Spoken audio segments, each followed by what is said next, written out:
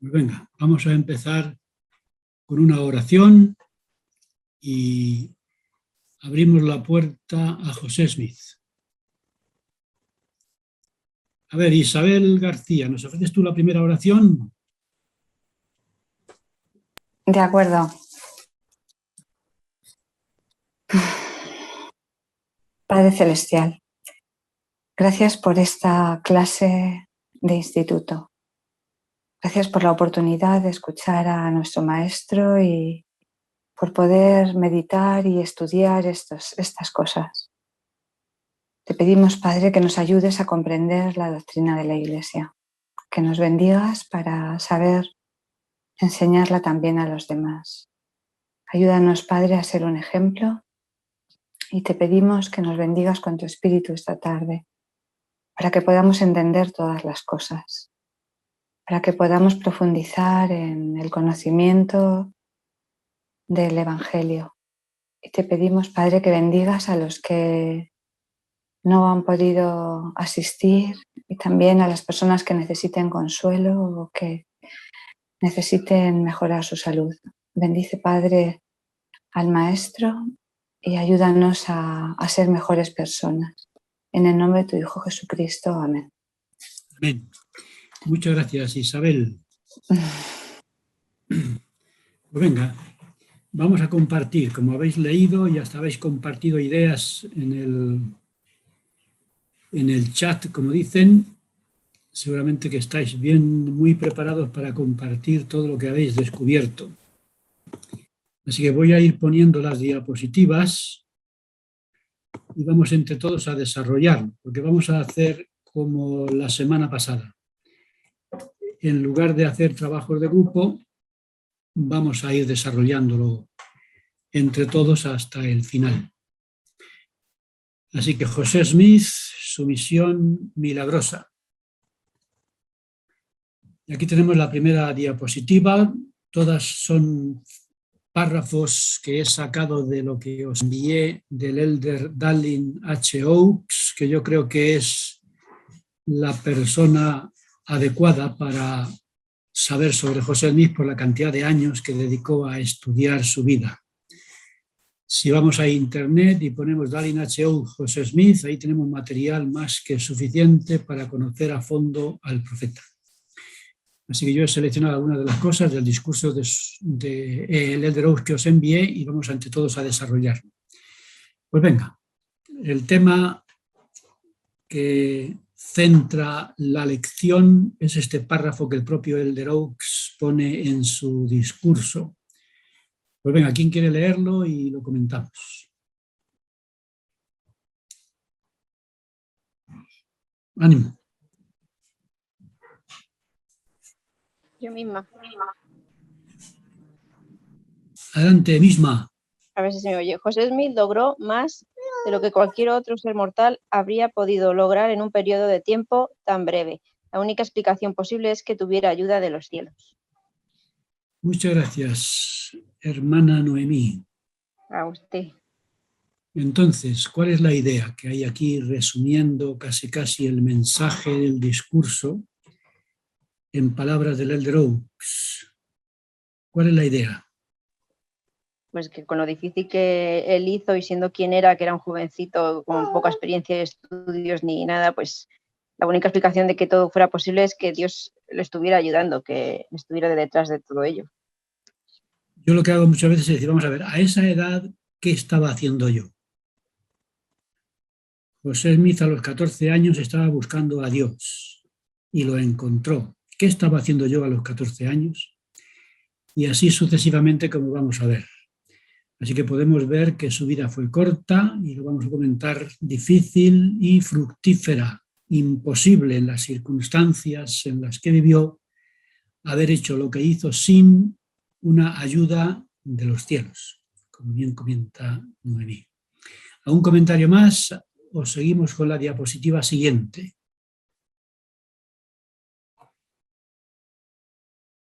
Pues venga. El desafío, precisamente lo que estamos comentando, se convierte en un desafío. aceptar a alguien sin títulos, a alguien sin la edad, a alguien sin la experiencia como profeta es algo difícil para muchas personas, como comenta aquí el presidente Nelson, o Elder Nelson. Adelante, un lector, lectora. Yo mismo. Adelante. La misión de José Smith en este mundo fue preordenada. Su mente receptiva y pura estaba abierta a la instrucción del Señor. No obstante, según los criterios del mundo, José era un instrumento muy improbable y su tarea de ser el profeta de esta última dispensación parecía totalmente imposible. El ejemplo demuestra un principio sobre el modo de obrar del Señor. Él usa lo improbable para lograr lo imposible. Russell M. Nelson. Muy bien, muchas gracias. Pues, ¿cuál es la idea que hay detrás de estos párrafos? A mí me gusta esto que habla, dice, su mente receptiva y pura estaba abierta a la instrucción del Señor. Creo que eso es lo que le hizo a José Smith un instrumento tan especial. De lo contrario, es posible que fuera muy, como dice aquí, improbable que consiguiera lo que consiguió. Hay personas que dicen, bueno, ¿y por qué tan tarde la restauración? ¿Y por qué José Smith? Si no tantas personas importantes que hay en la historia de la cultura o la historia de la ciencia o la historia de la religión. Si alguien ha estudiado un poquito, pues descubrirá grandes personajes en el mundo de la religión, en el mundo de la filosofía, en el mundo de la ciencia, de la literatura, en el mundo del conocimiento. Entonces, ¿por qué José Smith? Entonces, claro, algunos se extrañan. ¿Por qué entonces?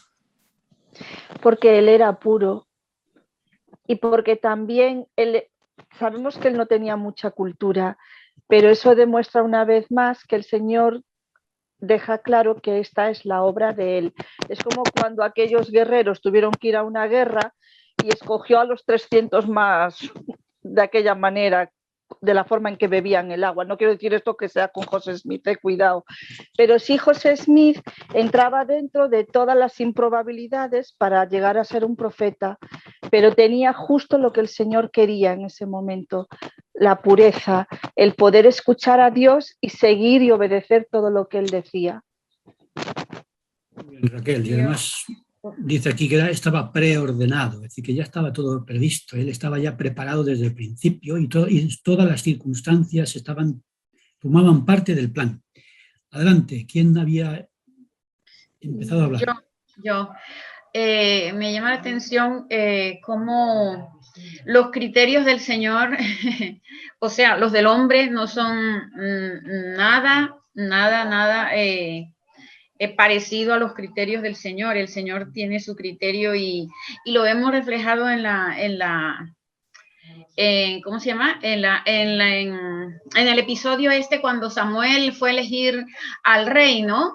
Vio pasar todos los hermanos de David y él decía, debe ser este, no porque los veía grandes y fuertes, ¿no?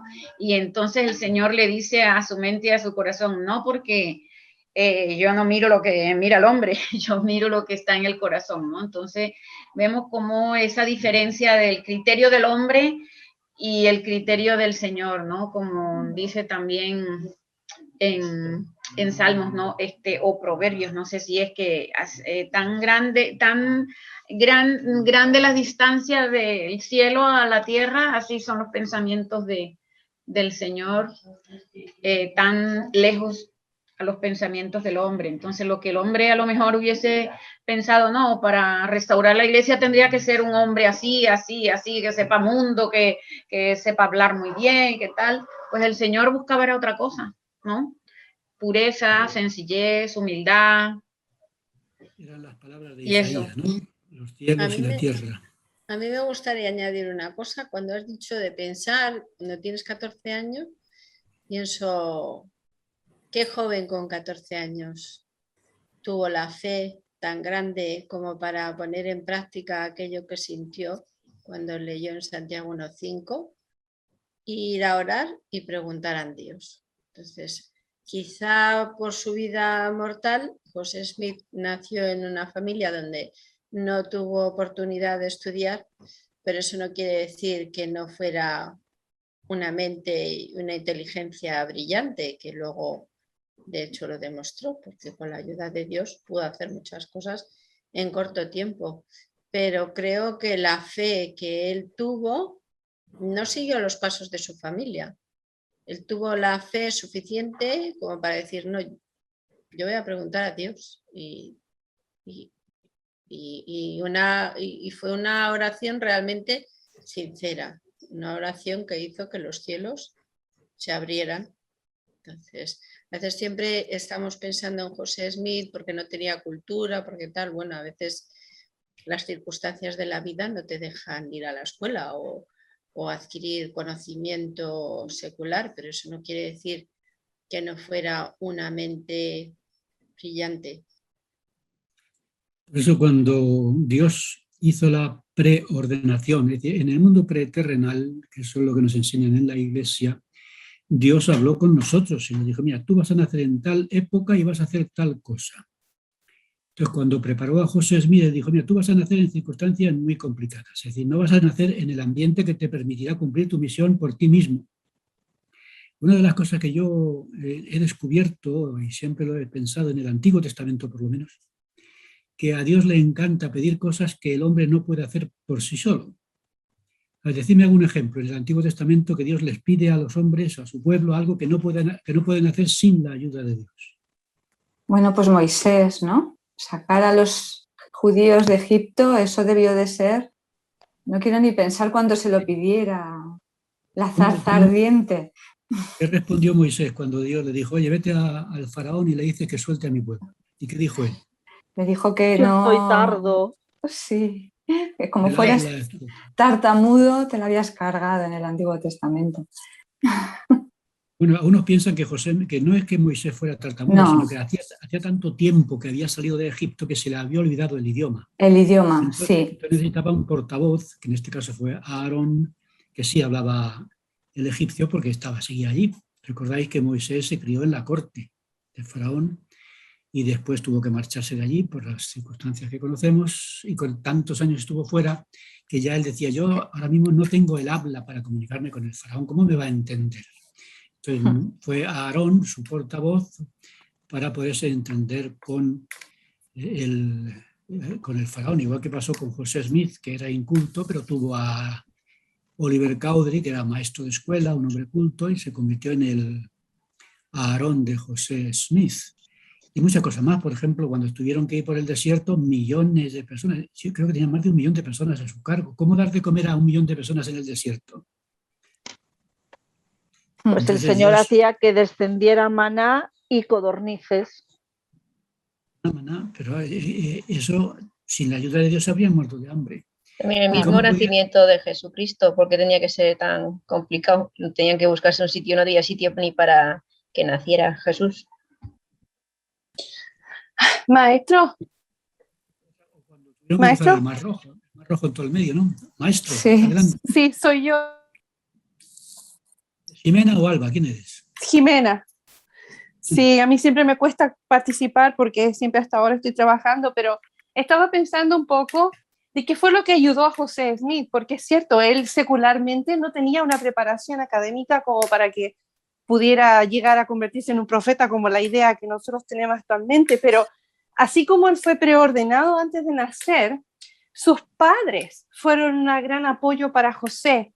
De hecho, cuando José fue a orar a la arboleda sagrada, no es algo que se le ocurrió porque sí, porque su mamá también solía ir a orar ahí.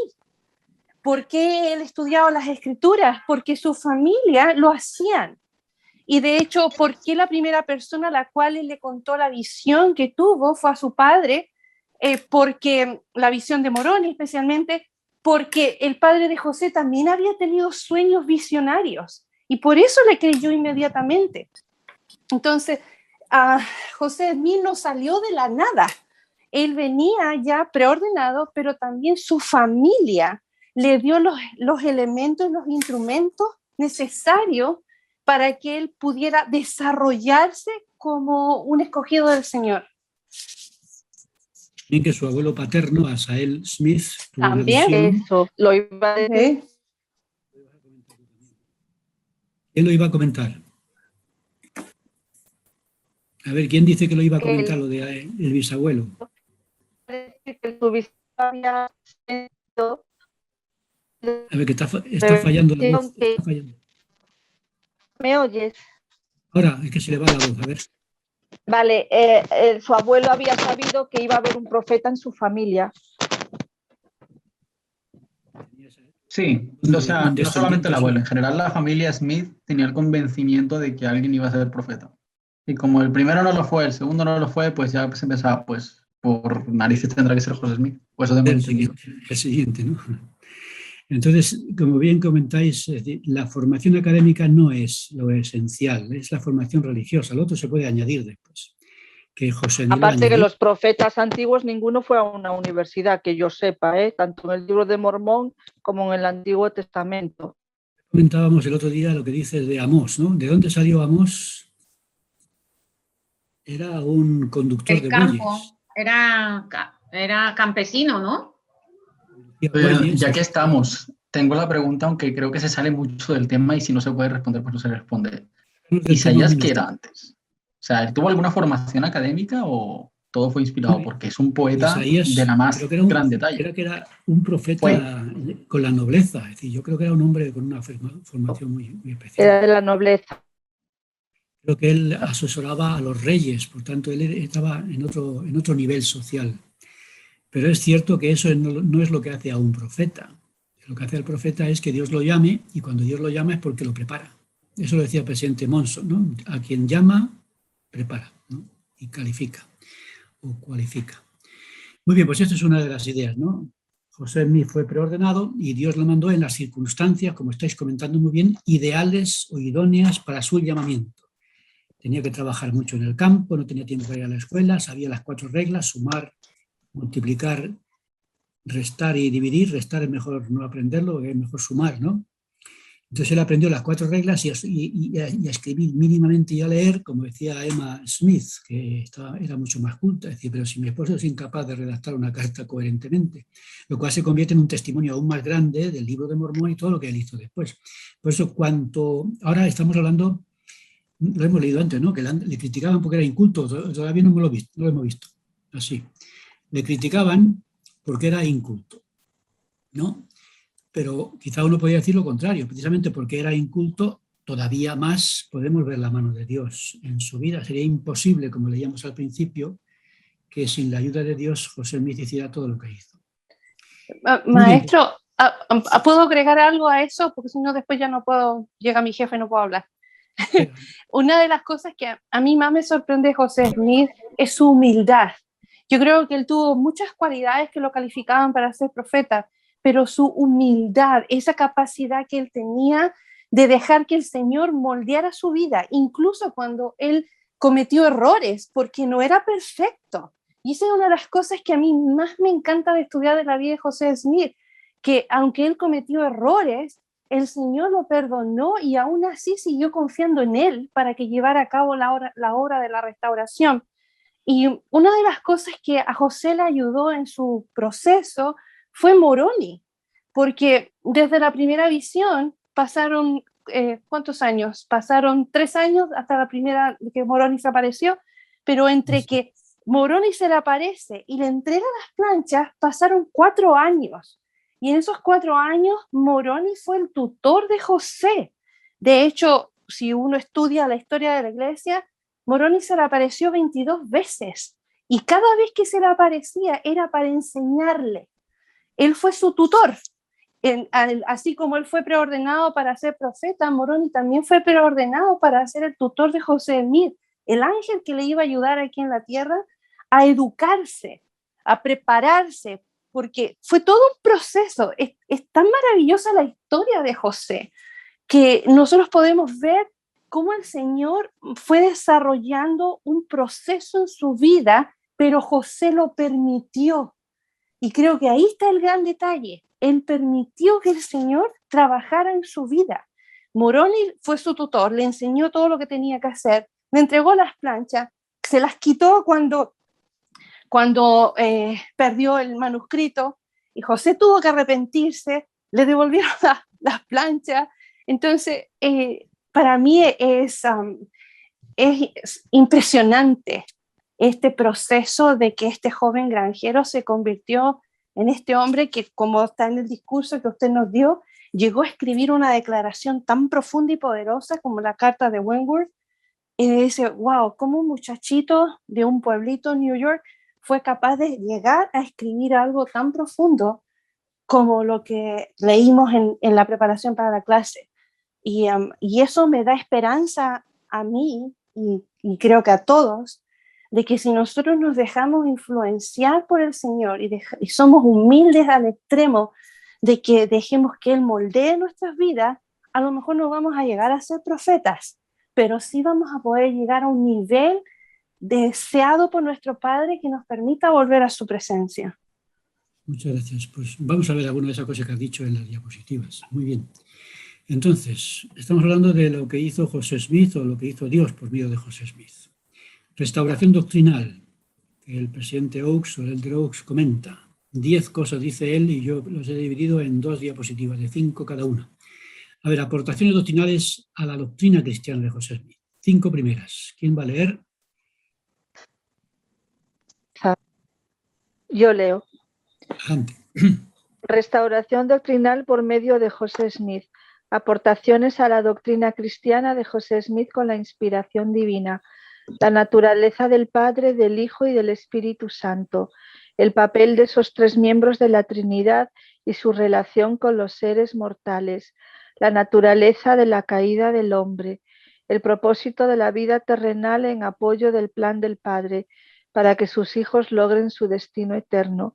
El papel de la expiación de Jesucristo para garantizar la inmortalidad y para darnos la oportunidad de lograr la vida eterna.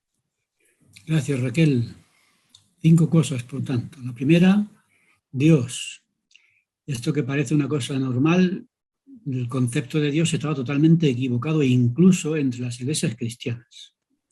Entonces José Smith restauró el concepto apropiado de la divinidad, concretamente en la naturaleza de la Trinidad, para que no crea esa confusión que había en las iglesias cristianas, y la relación que hay entre los 3 y nosotros.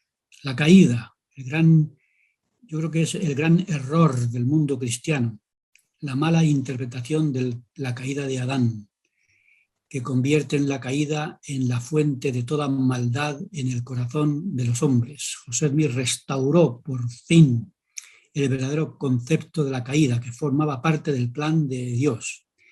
¿Recordáis cuáles eran los 3 pilares del plan de Dios? ¿Los 3 pilares cuáles son? La creación, la caída y la expiación. Muy bien, pues daos cuenta que la caída lo ponen en el plan de Dios. No fue un error, que algunos andan por ahí diciendo que por culpa de la caída Dios tuvo que cambiar su plan. Por el error. Y incluso a partir de ahí hay conceptos negativos sobre la mujer, a la que le echan la culpa de que estemos en este mundo, al hombre, etc. La caída era necesaria, formaba parte del plan, y esto no lo entienden ni lo entenderán nunca hasta que no acepten la restauración del Evangelio. Y luego el propósito de la vida en la tierra, para que logremos nuestro destino eterno. Y finalmente la expiación, 2 puntos fundamentales. La inmortalidad es un don gratuito gracias a la expiación.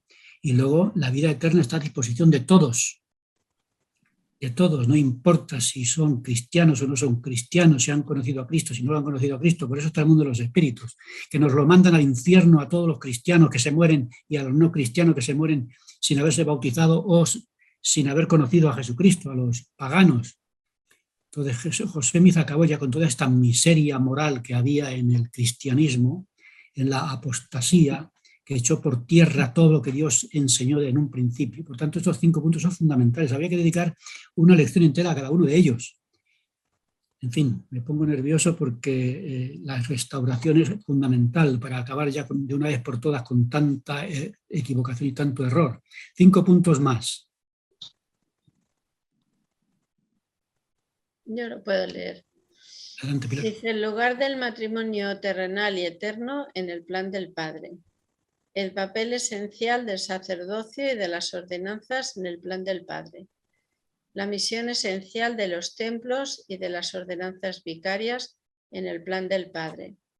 El conocimiento de que Dios desea salvar a todos sus hijos y de que toda persona que haya vivido en la tierra, hayan sabido o no de Jesucristo, puede lograr la gloria más alta en el más allá.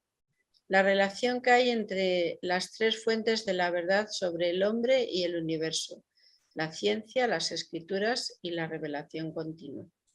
Gracias, Pilar. El penúltimo, lo del conocimiento, lo que yo estaba comentando hace un momento, que escandalizó incluso a los mormones. ¿Os acordáis, no? Cuando recibió José Smith la revelación de la sección, ¿qué sección era esa?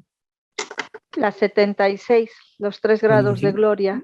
Exactamente, y cuando la recibió, muchos miembros de la iglesia se inactivaron, porque ellos estaban tan contentos mandando al infierno a los paganos. Y uno se pregunta, pero bueno, ¿cómo es posible? ¿Cómo es posible que se fueran tan contentos mandando al infierno a los paganos? Hasta el propio Brigham Young se extrañó.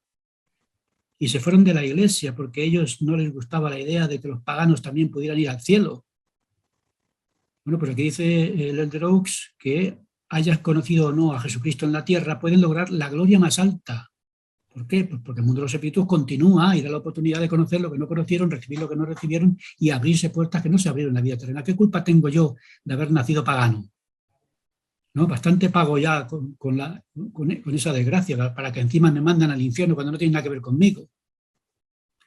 Estoy muy enfadado hoy con los paganos, con los apóstatas. ¿Algún comentario sobre algún punto de estos que hay aquí en los 5 o del anterior, que no he dado tiempo para nada?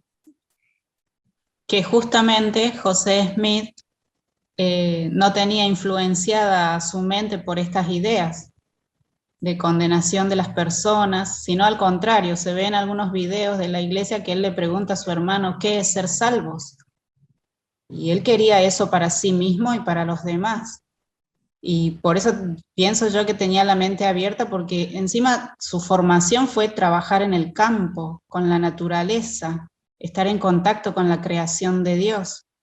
Y también viéndolo en esta lección cómo se está presentando, al final la familia de José Smith fue la que llevó, la primera familia en la tierra que llevó a cabo el programa del Ven Sígueme, el Evangelio en el hogar, porque ellos estudiaban las escrituras en familia, más allá de que algunos miembros después se adhirieron a algunas iglesias de la época. Pero me encanta que el Elder Bednar nos enseña cómo tenemos que preguntar las cosas a Dios, porque José Smith no preguntó qué iglesia era la verdadera, sino que José Smith preguntó a qué iglesia debía unirse. O sea, preguntaba para actuar, porque con la formación familiar que él tenía, la formación espiritual que él tenía, que seguramente meditaba en el campo, veía la naturaleza y eso lo conectaba con el Creador, seguramente él habrá sido influenciado de los cielos para entender que algo había que hacer para ayudar a la gente. Así que él venció todo prejuicio. Es decir, no es fácil nacer y vivir en un ambiente en el que se enseña una cosa de una manera y ser capaz de rebelarse contra todo y cambiarlo por completo. Eso requería la ayuda divina y, por supuesto, la comunicación con los cielos, porque me imagino que todos vosotros, igual que yo, si nacemos en un ambiente donde todo el mundo piensa una cosa, es muy difícil salir de esa idea. Pero él salió y las corrigió todas, ¿no? Como bien comentas.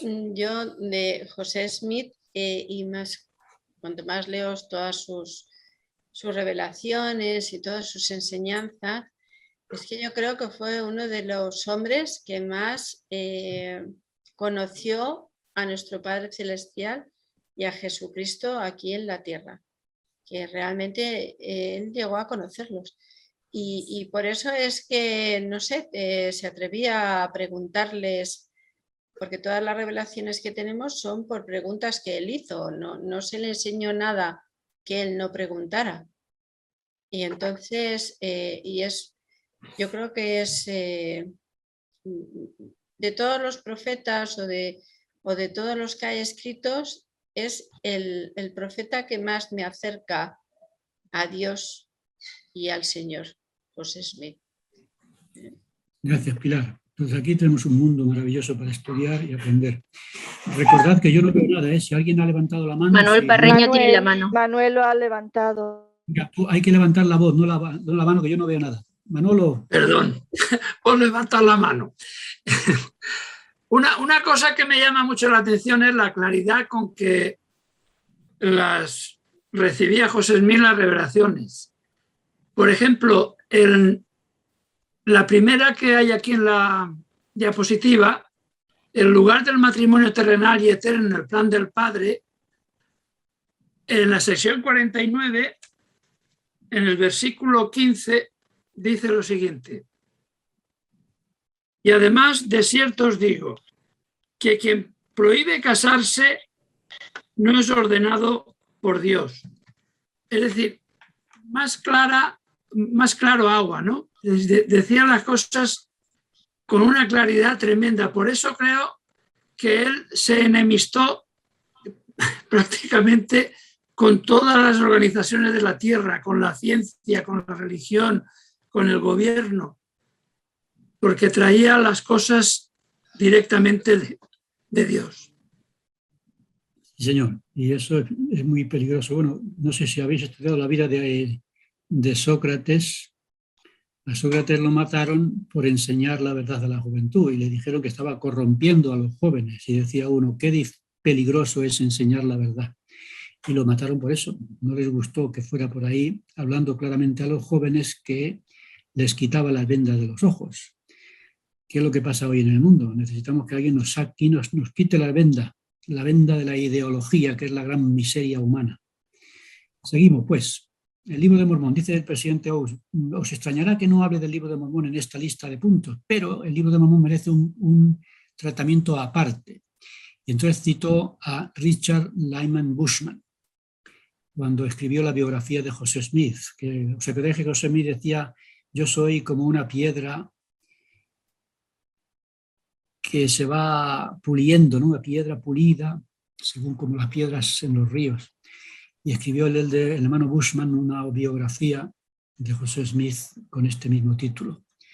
A ver, ¿quién quiere leer este comentario sobre el libro de Mormón que el elder Oaks lo coloca aparte para tratarlo por separado? Dice ahí.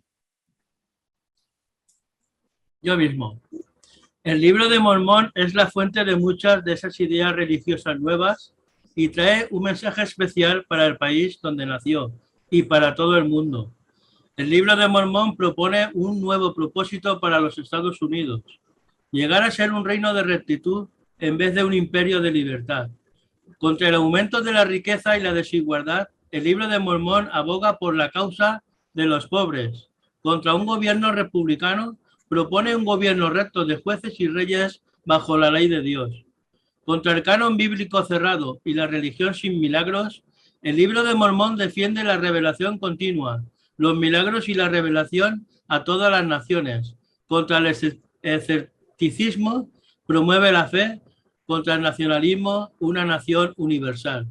El libro de Mormón prevé desastres para la nación si el amor a las riquezas, la resistencia a la revelación y la civilización gentil prevalecen por encima de la rectitud, la revelación e Israel.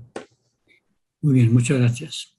Es decir, el hermano Bushman, el miembro de la Iglesia, está diciendo que los estadounidenses tienen que aprender algunas cosas del libro de Mormón, que están tan orgullosos de su país y de su cultura, y el libro de Mormón cambia muchas cosas, o quiere cambiar muchas cosas que hay en Estados Unidos y, por supuesto, en todas las naciones del mundo.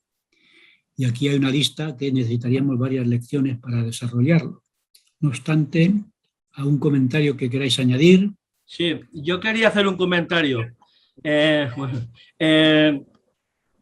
Cuando el tiempo del profeta, de José Smith, recibe la revelación, era el resurgimiento, entre comillas, que hay mucho que puntualizar. Estaba el resurgimiento espiritual, donde una gran multitud de grupos religiosos esperaban al Señor en una segunda venida.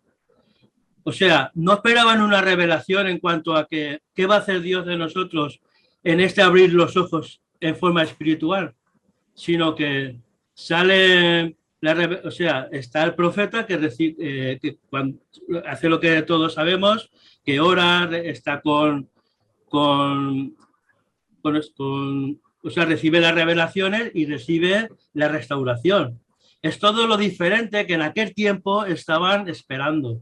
Una nueva, o sea, el evangelio de nuevo con la restauración. Entonces, aquello era un golpe muy fuerte para aquellos grupos y para la sociedad. Y claro, luego ya sale lo que es el libro de Mormón, cuando es revelado donde están el libro de Mormón, o sea, las planchas, y tiene que traducirlas. Eso era un cambio muy grande en la sociedad de aquel tiempo. Y la verdad es que está claro que está el Señor haciendo la obra en nuestro testimonio, y así es, porque aquellos tiempos, cuando el profeta estaba con todas estas cosas, eran tiempos muy difíciles y muy complicados. Señor, y nosotros que estamos tan orgullosos con nuestra civilización, pues llama la civilización de la comunicación. Estamos tan orgullosos, cuando venga el Señor va a acabar con todo y va a empezar de cero. A ver, que oigo campanillas por ahí, no sé si es porque hay manos levantadas que yo no vea.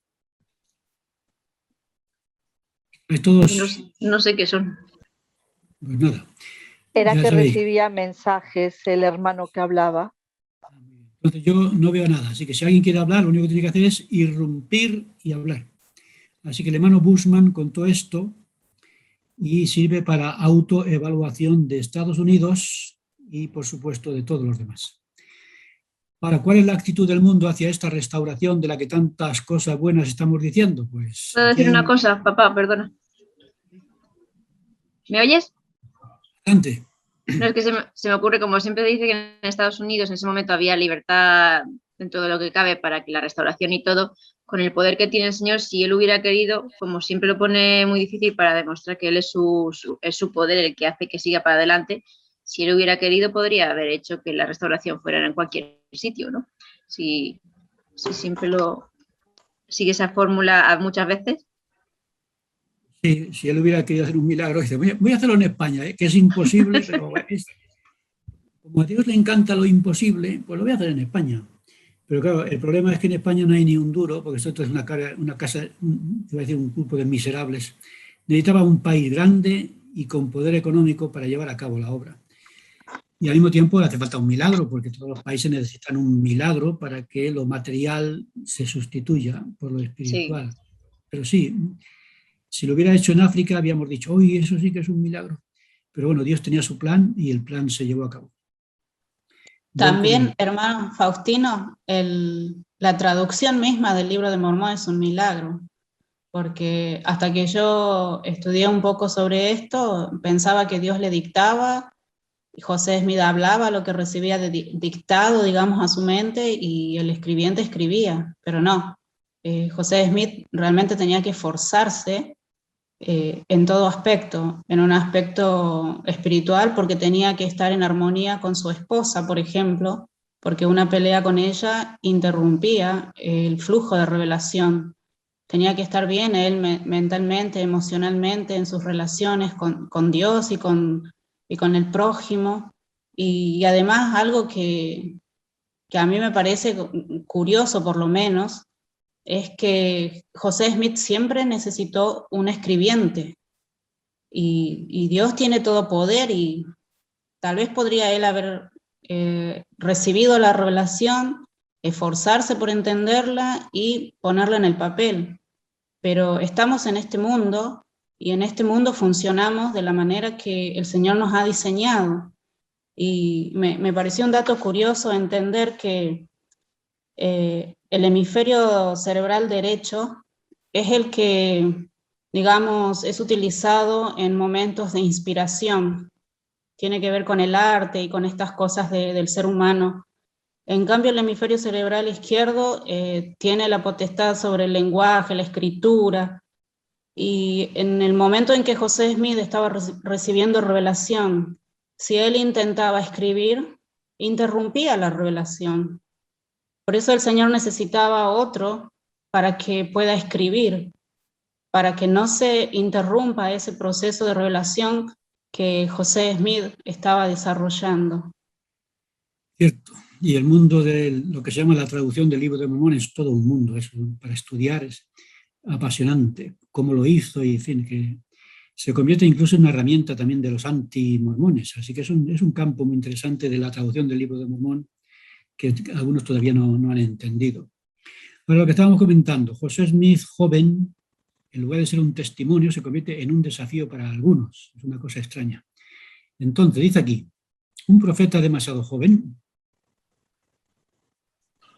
A ver, ¿quién hay por ahí escondido que no ha leído nunca? Una característica de todo el ministerio profético de Joseph Smith fue su juventud.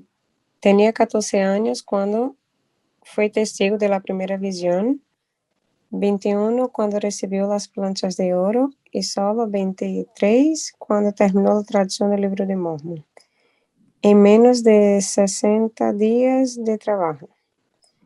Más de la mitad de las revelaciones de Doctrina y Convenios las recibió cuando tenía 25.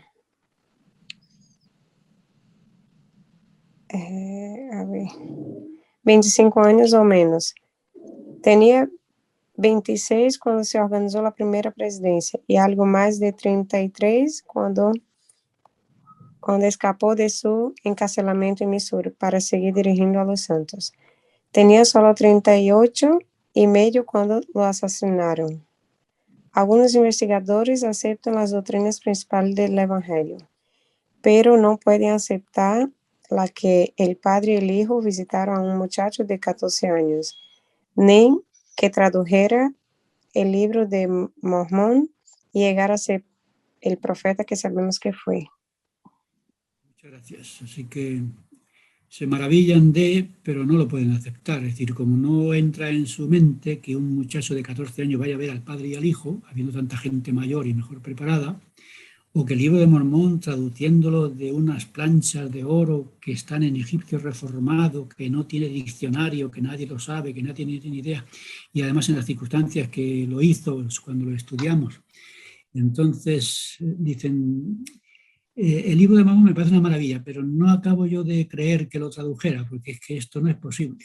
Y ciertamente, como ya lo comentábamos, es imposible que José Smith lo hiciera por sí mismo, y aceptar que lo hizo con la ayuda de Dios significa aceptar que es un profeta de Dios, y eso ya les cuesta más trabajo. Así que lo que debería ser un testimonio a favor de José Smith se convierte en un obstáculo, que fuera demasiado joven y poco preparado. El orgullo es muy malo. La incoherencia de ese orgullo. Muy extraño. Muy bien, ¿algún comentario sobre este punto antes de seguir adelante? No leímos la diapositiva anterior. Ahí, ¿esa? ¿No la hemos leído? No, la anterior. Esa. ¿Cómo no la hemos pasado? Pues está muy importante. Pues venga, vamos a leerla. Lo del Libro de Mormón y demás ya está visto, pero esto sí es cierto. Gracias por decírmelo porque... Qué observadora, qué bueno. Muy bien, hay que tener ojos de mujer para darse cuenta de esto. A ver. Indiferencia por la restauración. La mayoría de quienes no son santos de los últimos días desconocen las grandes contribuciones de José Smith al pensamiento religioso. En un estudio hecho en todo el país, Estados Unidos, el encuestador Gary Lawrence descubrió que alrededor de la mitad de las personas encuestadas pensaban que los santos de los últimos días eran gente distante, misteriosa y con creencias extrañas. Cuando preguntó a los entrevistados cuál es la afirmación principal del mormonismo, solo 1 de cada 7 personas supo describir algo parecido a la idea de una restauración o un restablecimiento de la fe cristiana original. De manera similar, cuando otra encuesta nacional pidió a los encuestados que dieran sus impresiones sobre nuestra religión, nadie mencionó la idea de cristianismo original o restaurado. Gracias. Esto da una idea de la imagen que tiene la Iglesia en el mundo. Y el Elder Oaks decía, los misioneros van a predicar el Evangelio por ahí, pero que no den por supuesto que la gente sabe algo sobre la Iglesia, que solamente tienen los tópicos, ¿no? Los tópicos del mormonismo, pero no tienen ni idea de lo que hay detrás de esos 2 jóvenes con camisa blanca o de esas jovencitas con sus vestidos largos y sus chapas. Confunden incluso muchas veces a unos y a otros. Así que aquí tenemos una imagen del mundo sobre la Iglesia.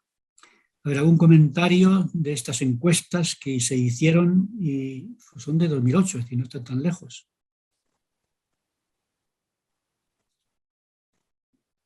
Por eso que cuando realmente el Señor nos pesca a cada uno individualmente, ¿no? Porque esta obra de la restauración hecha a través de José Smith es una obra del recogimiento que él está llevando a cabo.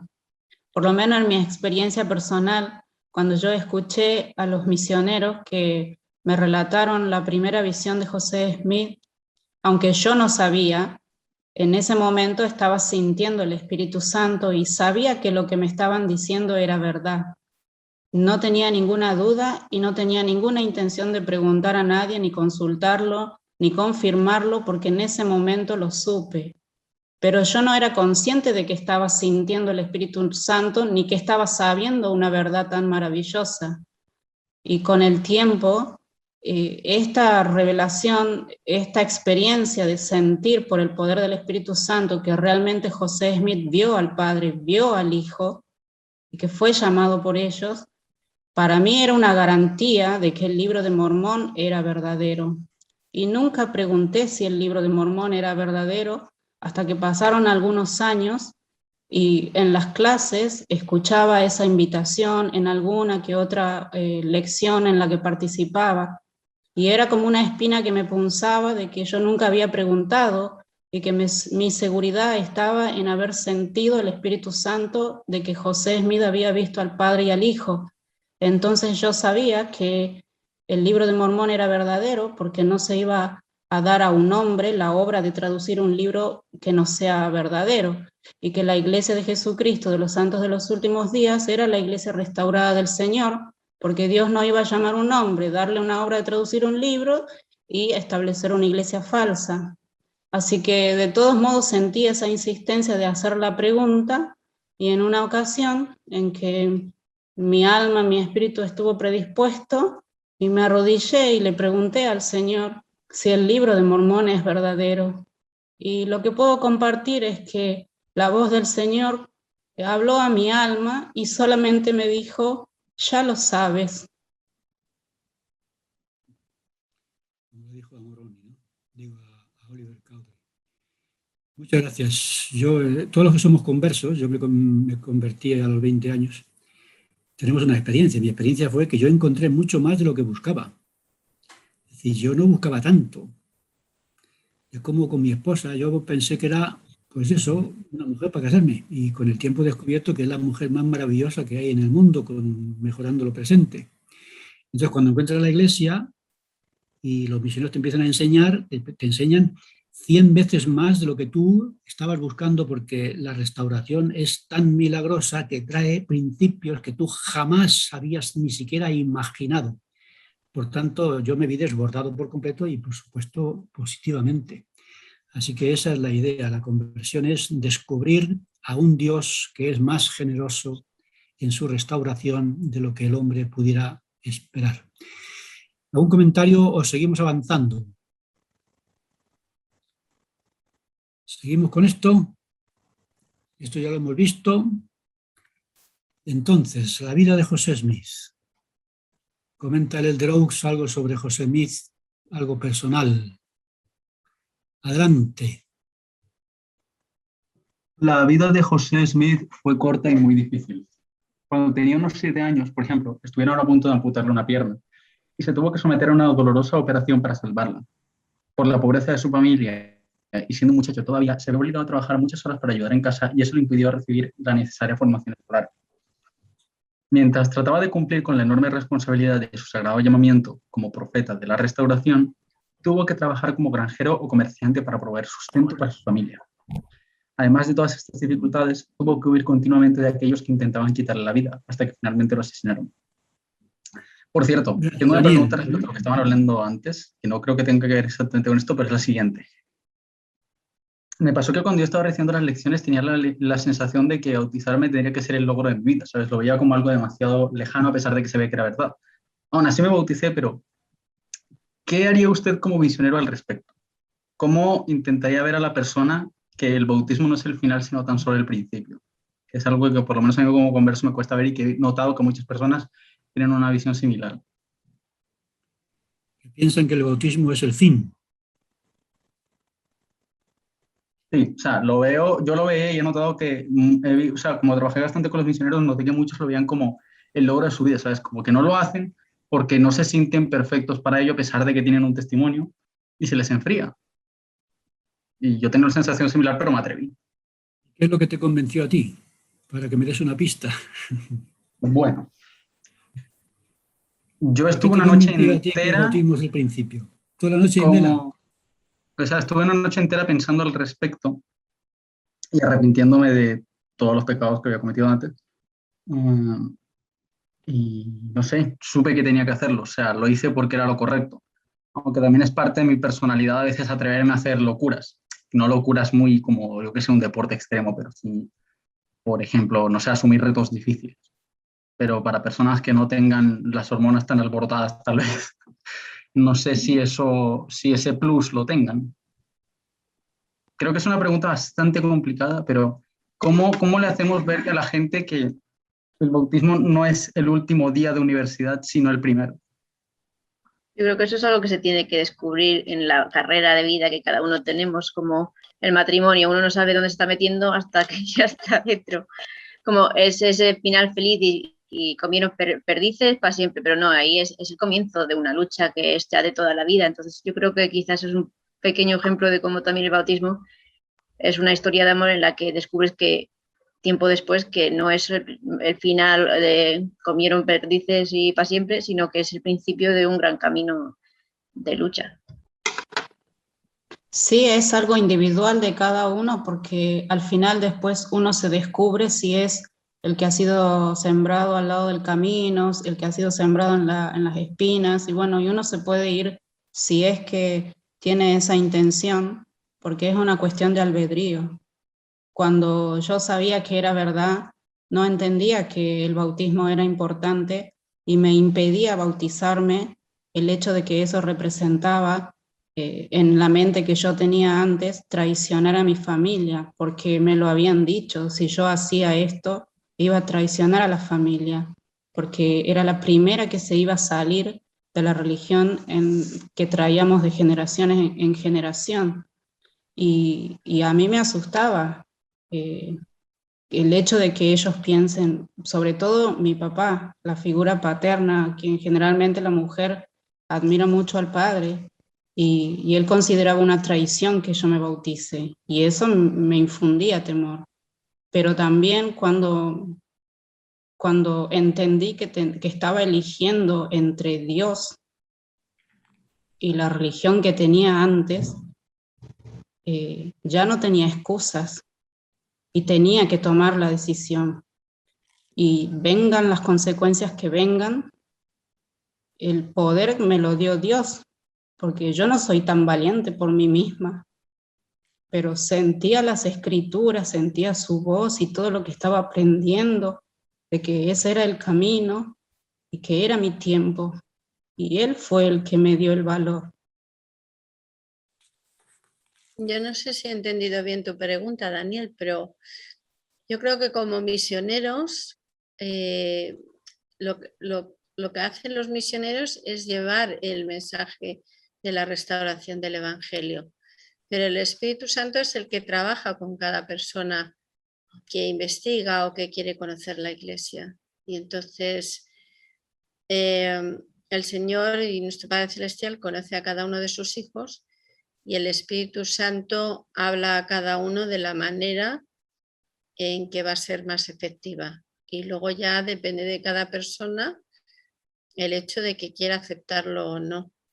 Pero los misioneros, yo he sido misionera y como misionera solo he llevado el mensaje, que yo sabía que era verdadero, y sí que he dado mi testimonio para que traer al Espíritu Santo en todas las conversaciones que teníamos mi compañera y yo con las personas que querían conocer del Evangelio. Pero realmente el que hace la labor con la persona que investiga siempre es el Espíritu Santo y la voluntad de la persona que está investigando. Y por eso muchas veces hay algunos que la aceptan y otros que no, porque algunos deciden no aceptar el mensaje y no están dispuestos quizá a hacer ese convenio con el Señor y renunciar a muchas cosas que tienen que renunciar para poder dar ese paso. Y entonces la obra de los misioneros es llevar a las personas a ese paso y a que quieran hacer un convenio con el Señor.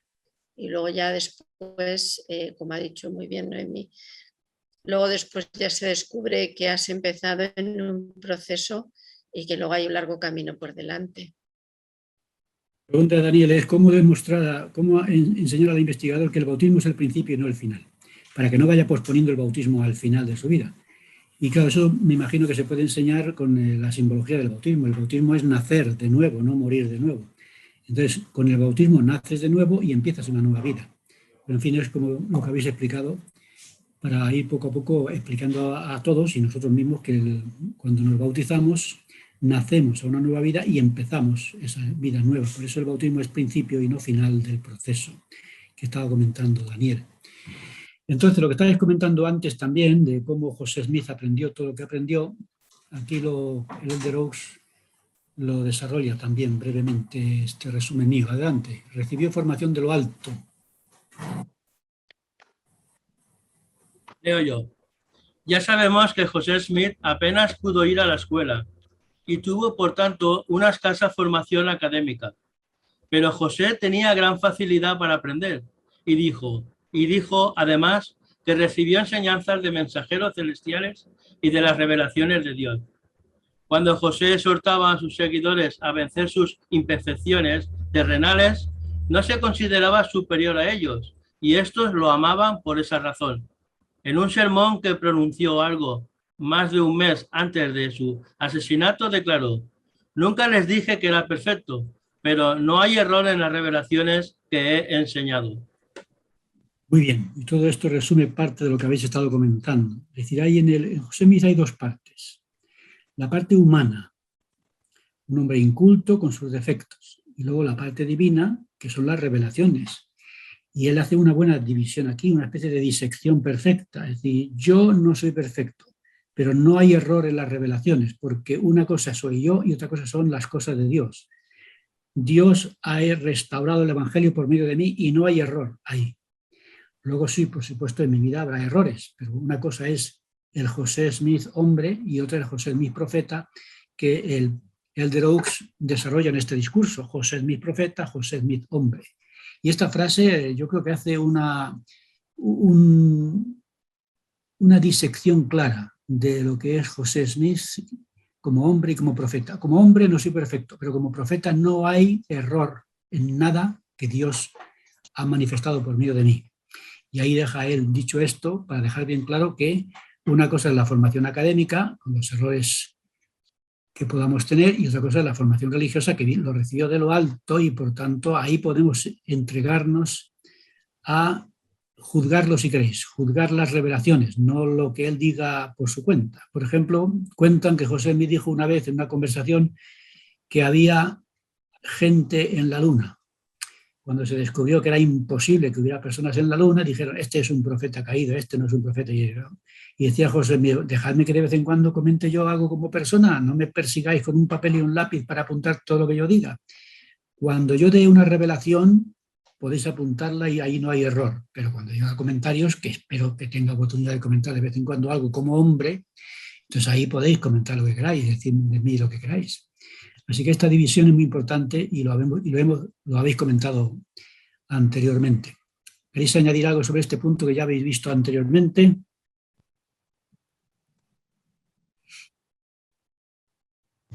¿Seguimos? Antes habías dicho que había tenido una vida muy corta y muy difícil en la diapositiva anterior. Y sí es verdad, la verdad es que lo tuvo muy, muy complicado. Me pregunto si lo hubiera sabido desde el principio o si iba a ser así de difícil, si lo habría hecho. Pero bueno, si está preordenado es porque estaba preparado para ello. Pero es definitivamente una vida muy difícil la que tuvo y corta. mí me habría gustado ver al Padre, al Hijo, a Moroni, a Pedro, Santiago, Juan el Bautista, Moisés, Elías. Y entonces llega una voz que dice, si estás dispuesto a vivir la vida que vivió José Smith, te lo enseño. Y yo, no, por favor, no me enseñes nada. Que no quisiera yo, la biografía de José Smith no la quiero para mí. Porque aquello, vamos, en todos los aspectos. Su vida fue tan difícil. No se pregunta, ¿cómo no cuidó Dios de su profeta un poquito más? Adelante. Maestro, y precisamente eso ayuda para las personas que no creen que José Smith haya sido un profeta, porque ellos dicen que él mintió, que todo era mentira. Entonces, uno puede preguntarles, bueno, ¿quién estaría dispuesto a mantener una mentira a ese punto? Que incluso ser muerto por mantener una mentira. ¿Quién está dispuesto a eso? Nadie. Porque en algún momento, si era mentira, habría dicho, no, ¿saben qué? No juego más. Hasta aquí llego. Entonces, es desde el punto de vista de presentarlo como que no era cierto todo lo que él hizo, también sirve para refutar a las personas que no creen en José Smith. Porque habrían tenido que secundar esa mentira, por decirlo así, es toda su familia.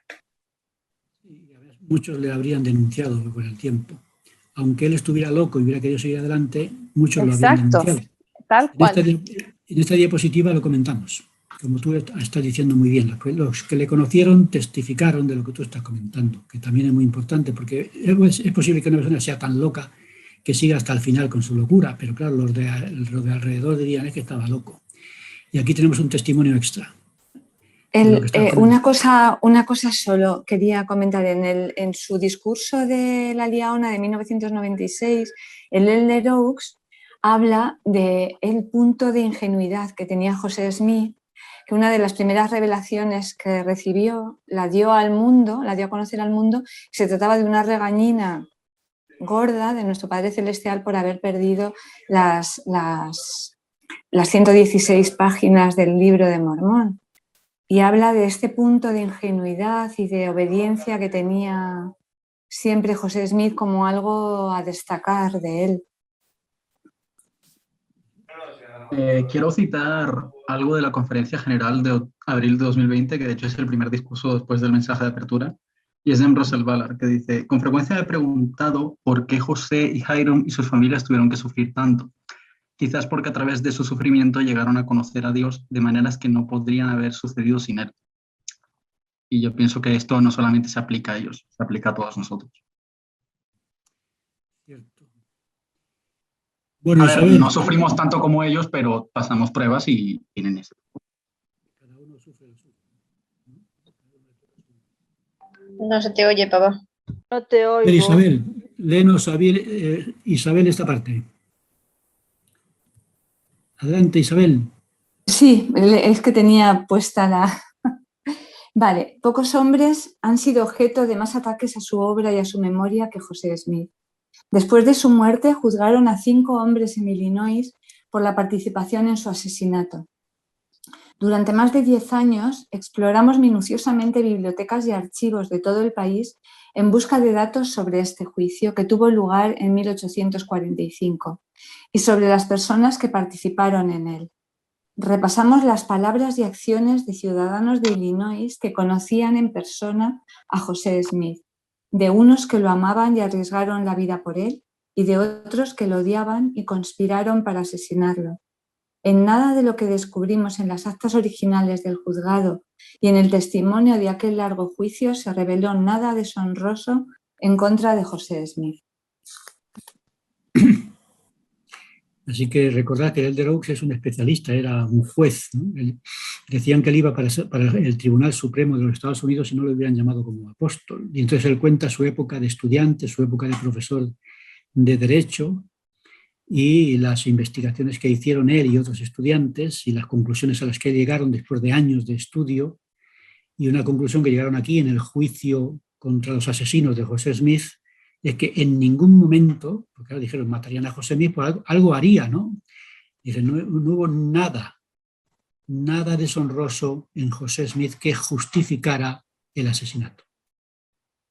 Después de estudiar todas las actas y todo lo que hay registrado sobre aquel juicio.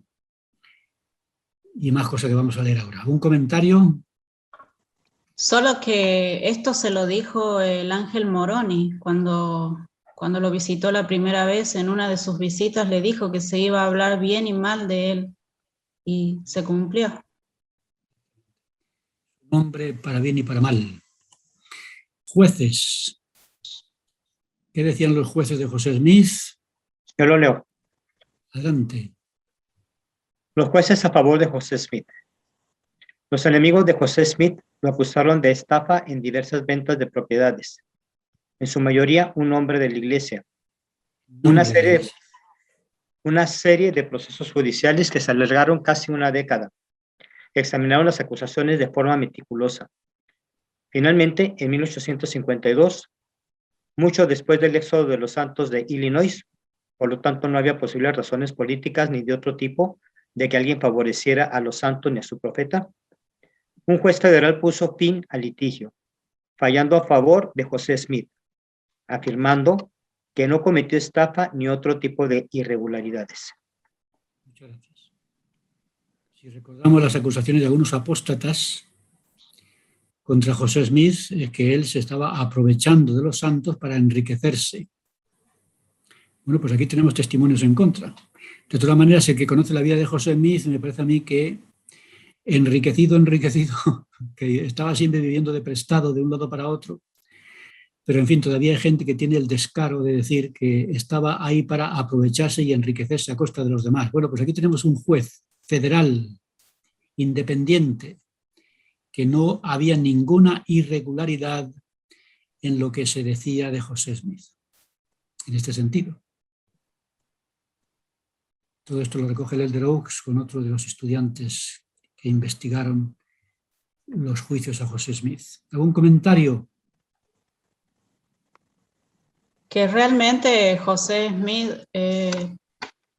puso de su propia voluntad y tuvo ayuda divina, porque es desgastante. Los que tienen algún tipo de experiencia en juzgados, es desgastante el trámite, y él lo sobrellevó por años hasta que pusieron fin a este aspecto de la vida de él.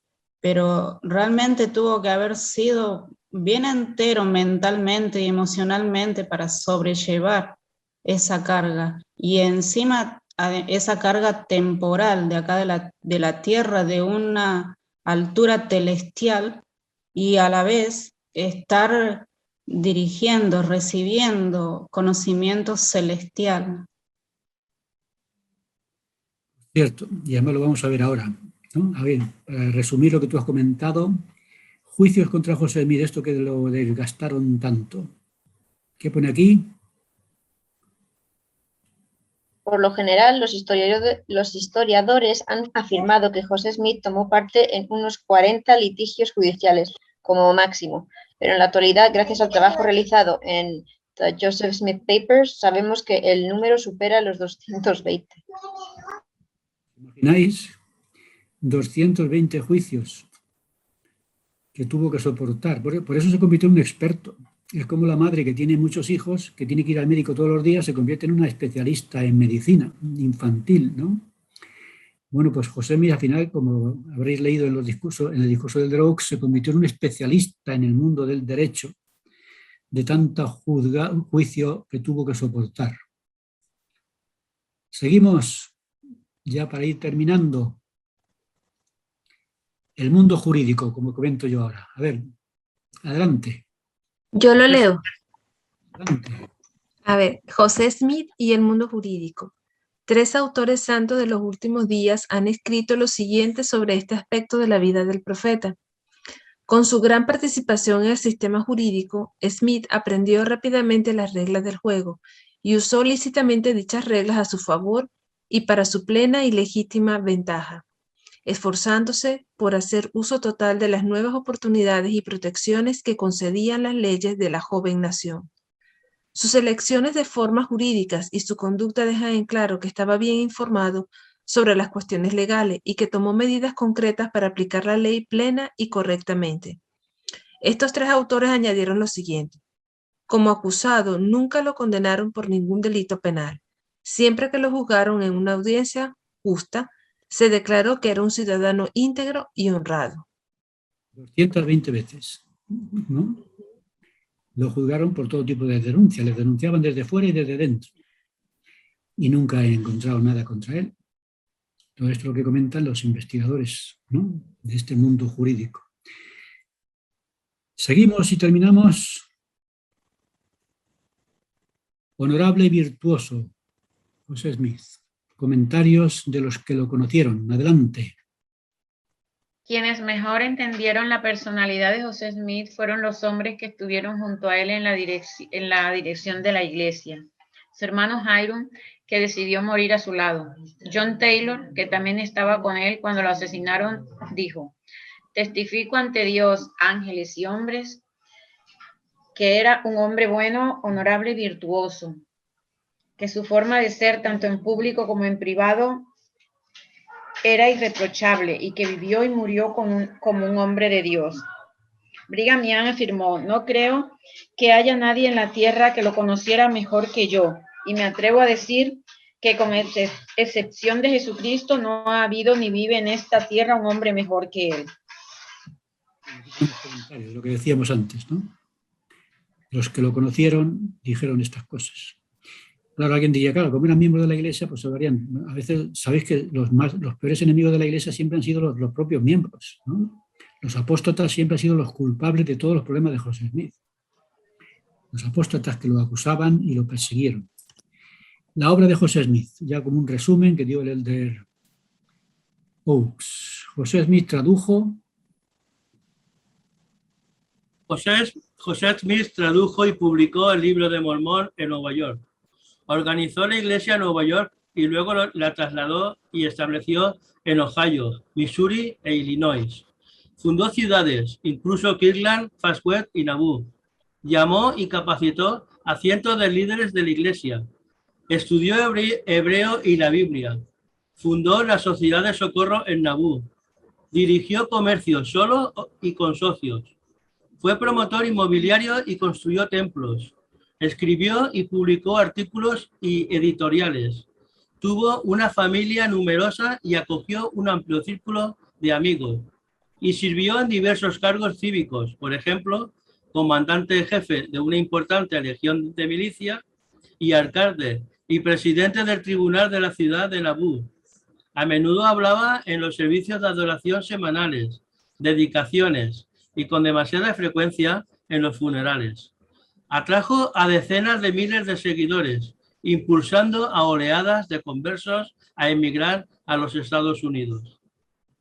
Resumen, ¿no?, de algunas de las aportaciones de José Smith. Y una cosa que no sé si todos los miembros conocen, que es este resumen de José Smith como candidato a presidente de los Estados Unidos. A ver, ¿quién lo quiere leer? Ya vamos terminando. Los académicos conocedores de los asuntos públicos de ese período escribieron lo siguiente sobre la campaña de José Smith a la presidencia de los Estados Unidos.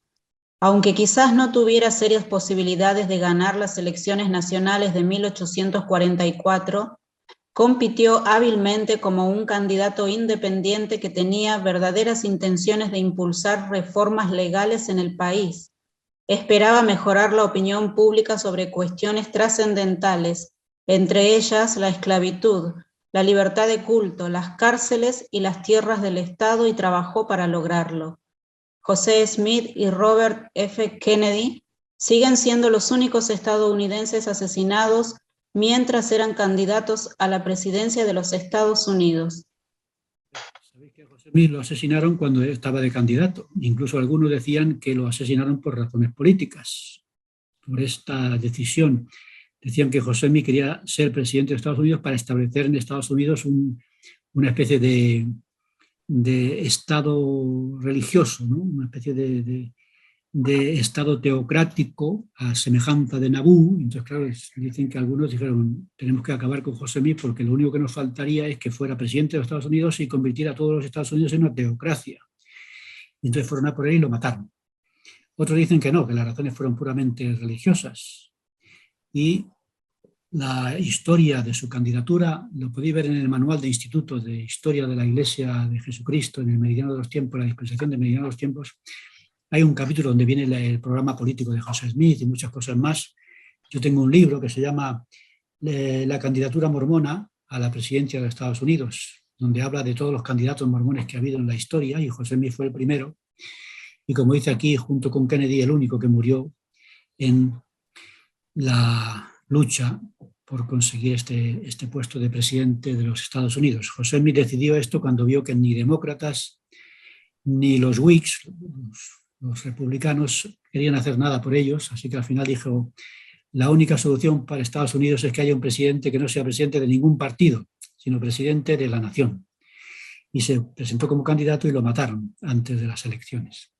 Esto es un mundo interesante de José Smith como candidato a presidente de los Estados Unidos. ¿Alguien quiere comentar algo sobre esto? No sé si habéis leído sobre este punto, pero ahí queda abierto para vuestra investigación personal. Sí, yo quería hacer un comentario. Yo, sobre el año 78, un poquito antes quizás, pero sobre ese año, yo, bueno, era testigo de Jehová y era muy activo en esta denominación, y conocí a unos misioneros, y una de las cosas que me impactó bastante fue que ellos me comentaron que, bueno, los testigos de Jehová en Norteamérica también estuvieron muy perseguidos por razones religiosas. Y entonces él dijo que el misionero me comentó que la Iglesia ayudó mucho a esta organización para que no fueran tan perseguidos. De hecho, también cuando habían problemas con otras religiones, la Iglesia siempre ha estado en la lucha, como dice aquí, de la libertad de culto, porque en aquellos tiempos, al inicio de 1900, pues había mucha persecución religiosa entre las propias denominaciones. Entonces, eso fue una de las cosas que me sorprendió de un comentario que me hizo este misionero, y la verdad me llamó bastante la atención. Eso formaba parte del programa político de José Smith, pues digo que es muy interesante, y en el discurso también se comenta algo, el programa político que José Smith proponía como candidato a presidente de los Estados Unidos. Muy bien, pues vamos a terminar ya el testimonio final. Maestro, José Smith, ¿sí? Maestro, antes de que termine, solo un comentario cortito que tenía que ver un poco con lo que usted dijo de quienes conocían a José. Cuando estudiamos la vida de José Smith nos olvidamos un poco de Emma, su esposa, porque la persona que realmente lo conoció fue ella, aquí en la tierra, porque cada vez que moría un hijo, quien sufrió sufrió al mismo a la par de ella era José. Cada vez que la muchedumbre llegó y lo atacó y lo intentaron matar, quien estuvo con él era Emma. Y yo creo que muchas veces pensamos por qué José también fue un gran hombre y es tan importante en la historia de la iglesia y fue un profeta de Dios. No hay que olvidar que el Señor dijo que Emma era una dama elegida, y mucho de lo que José logró fue porque Emma estuvo a su lado también, apoyándolo, animándolo. De hecho, cuando estudiamos esta semana en el Ven Sígueme, de que lo atacaron, lo emplumaron, lo llenaron de brea, murió uno de sus gemelos, y a los 2 días José se tuvo que ir a Missouri. Emma se tuvo que quedar sola en una casa donde la muchedumbre sabía dónde estaba, llorando la muerte de su hijo, y con la incertidumbre de no saber qué es lo que iba a pasar.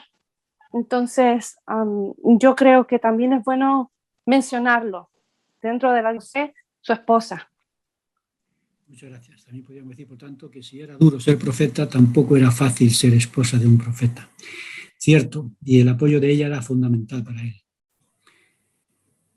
Muy bien, y antes también comentaste, creo que fuiste tú, lo de la carta a Wentworth, y aquí está el resumen del testimonio que concluye la lección de hoy, con unos minutos que hablemos después todos juntos. El estandarte de la verdad se ha izado. Ninguna mano impía puede detener el progreso de la obra.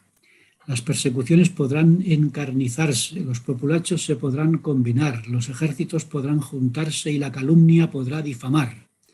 Mas la verdad de Dios seguirá adelante, valerosa, noble e independiente, hasta que haya penetrado en todo continente, visitado todo clima, abarcado todo país y resonado en todo oído, hasta que se cumplan los propósitos de Dios y el gran Jehová diga que la obra está concluida.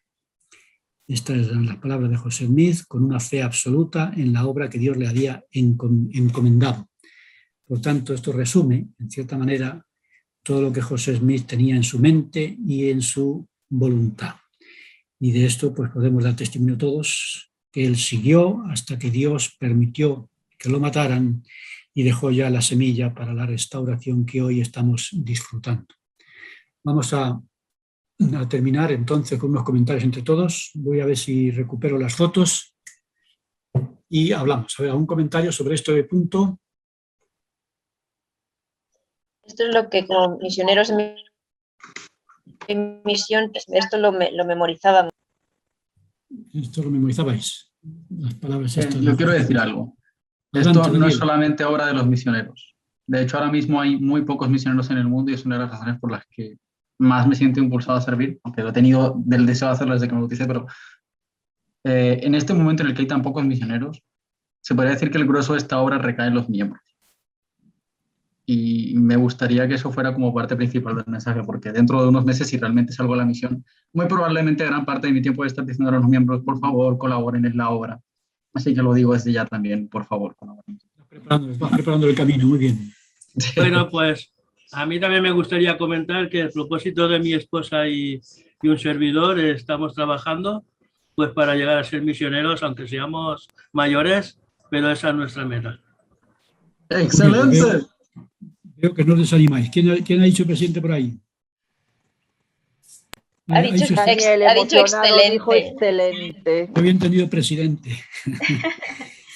Muy bien, Quería comentar pues... algo chiquito nada más de que dentro de todas las cosas este evangelio de restauración realmente puede bendecir nuestras vidas actualmente y es por eso que cada uno de nosotros es parte del recogimiento de Israel.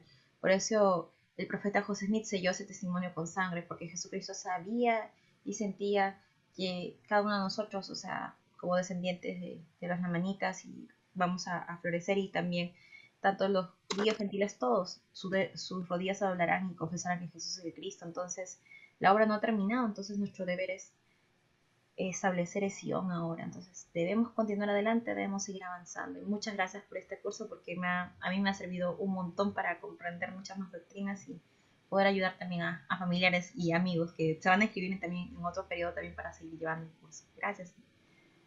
Gracias a vosotros. Vamos a... Esta lección es la última de este verano y a partir de septiembre pronto recibiréis en vuestros barrios todo el programa de septiembre.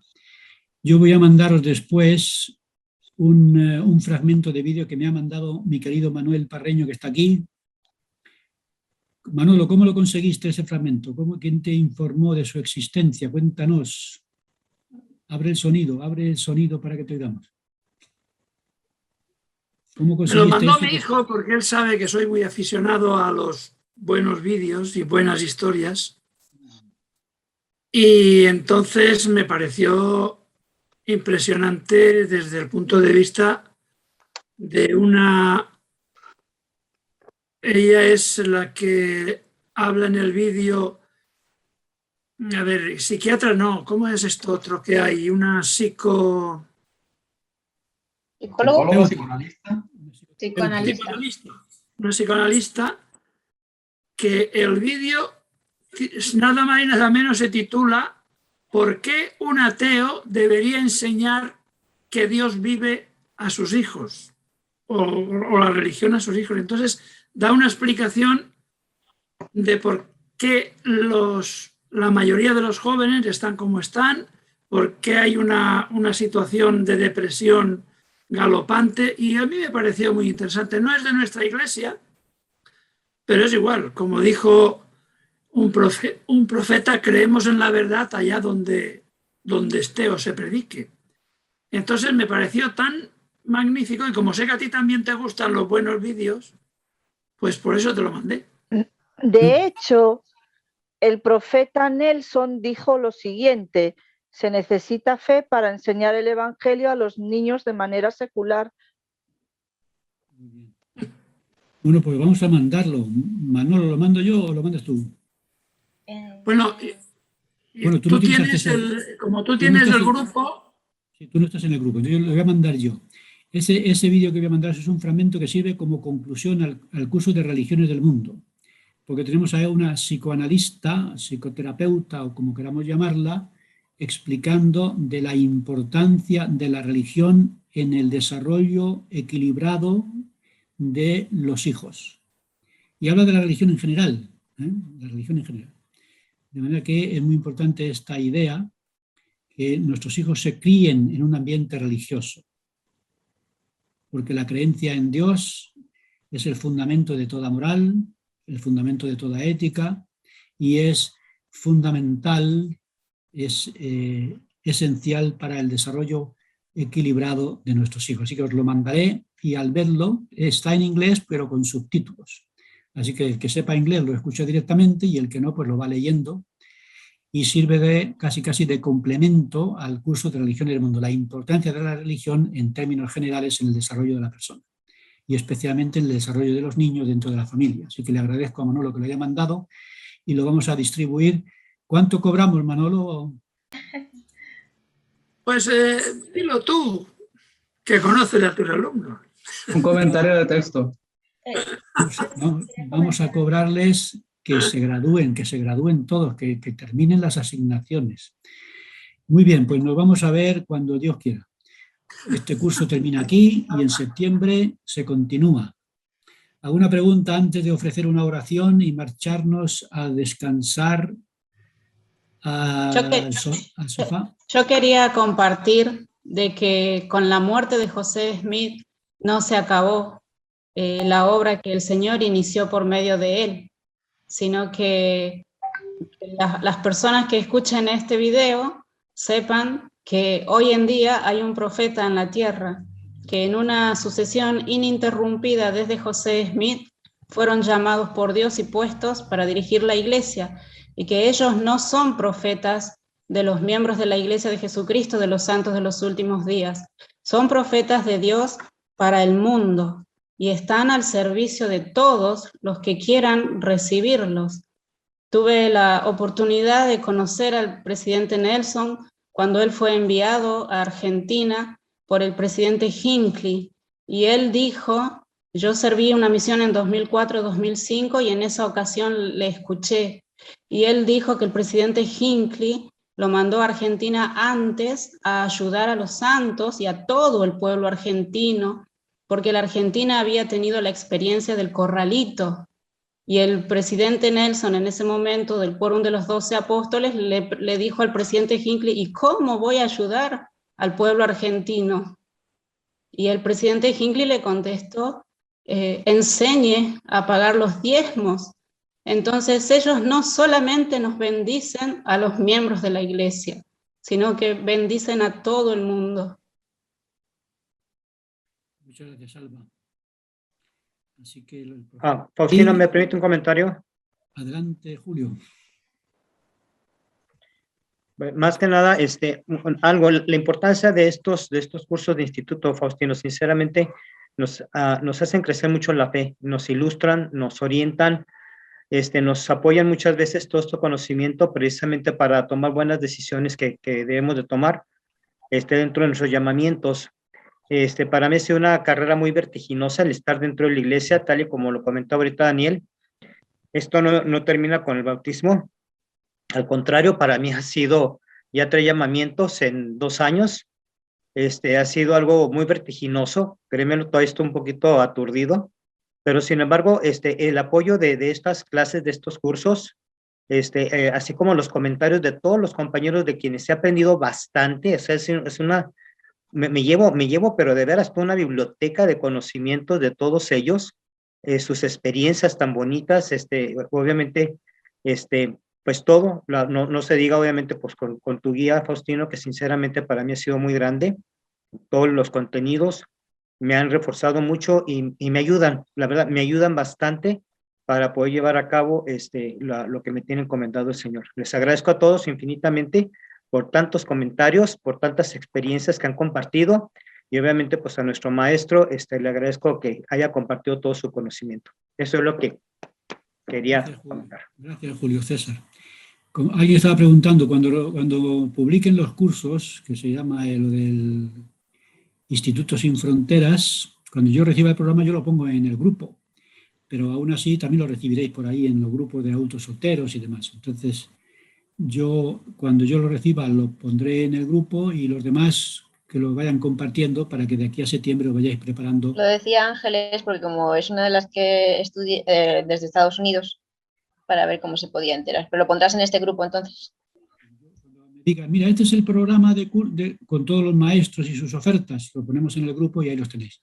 Por eso algunos se han marchado del grupo, como diciendo, bueno, como yo ya terminó el curso y no voy a participar en el verano o no participo en las clases suplementarias, me bajo, me salen del grupo y entonces, claro, no tienen esa conexión que les permite tener información. Pero yo lo colocaré en el grupo y si alguien del grupo me dice, oye, yo no estoy conectado, mándamelo, y lo mandamos individualmente y unos y otros nos lo vamos compartiendo. También está en Instagram.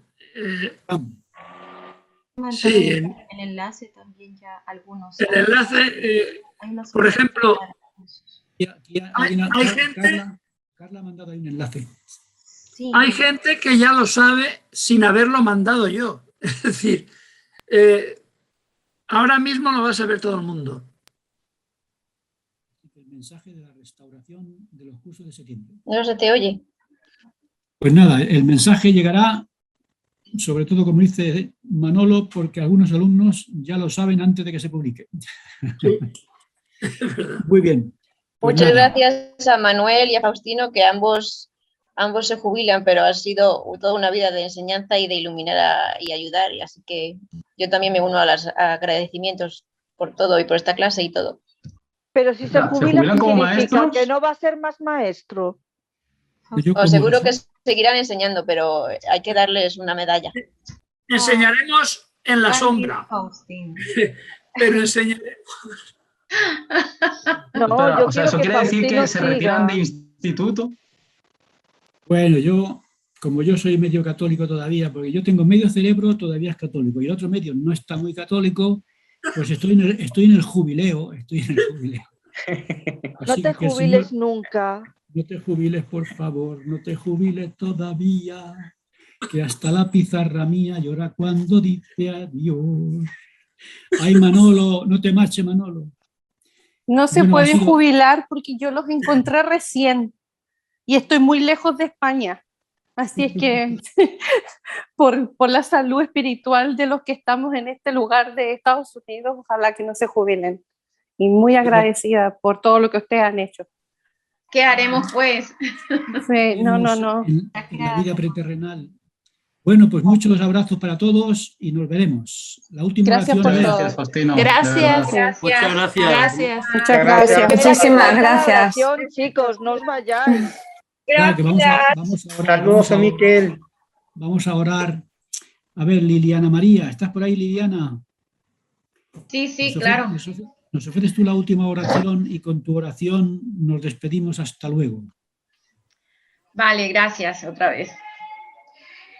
Amado Padre Celestial, te agradecemos este curso y toda la inspiración y todo el conocimiento que hemos recibido de parte del Maestro y de todos los compañeros y también de parte del Espíritu Santo confirmando la verdad de toda esta doctrina. Gracias por tu maravilloso plan y por este programa de instituto. Gracias por todos los recursos y todas las ayudas que pones para que nosotros, tus hijos, podamos tener dónde acudir para salvarnos y para mejorar espiritualmente y para alcanzar nuestro potencial. Gracias por todas estas dádivas, por la grandeza de tu amor, que no te olvidas de ninguno de tus hijos. Gracias porque estás pendiente de cada detalle de nuestra vida. Gracias por lo maravilloso que eres, Padre Celestial. Y gracias por las personas que han participado en este curso, especialmente los maestros, el maestro que se esfuerza y ha dado todo para que nosotros podamos entender y fortalecer nuestros testimonios. Te agradecemos, Padre Celestial, cada ayuda y cada cada cosa que haces por nosotros. Te pedimos que podamos seguir avanzando, que podamos sacar provecho de todas estas enseñanzas y de todo estos conocimientos que hemos recibido y reforzado y recordado, que podamos, que todo esto pueda servir para nuestro beneficio, crecimiento espiritual, y que no sea echado en saco roto, que al final se vea el resultado, verdaderos discípulos de tu Hijo Jesucristo. Te pedimos esto y que tu Espíritu siempre nos esté acompañando para avanzar, y te lo pedimos en el nombre de Jesucristo, tu Hijo. Amén. Amén. Amén. Gracias, Liliana. De nada, adiós, gracias. Saludos, Saludos saludos Liliana, nos vemos. Saludos a todos, un abrazo a todos. Cuidados, por favor. Gracias Los a todos. necesitamos vivos. Saludos a Miquel. De vuestra parte, y ser buenos si podéis. Gracias, Austin. Gracias. Éxitos en la misión. Un abrazo. Pronto. Hasta pronto. Cuídate mucho. Igualmente para todos.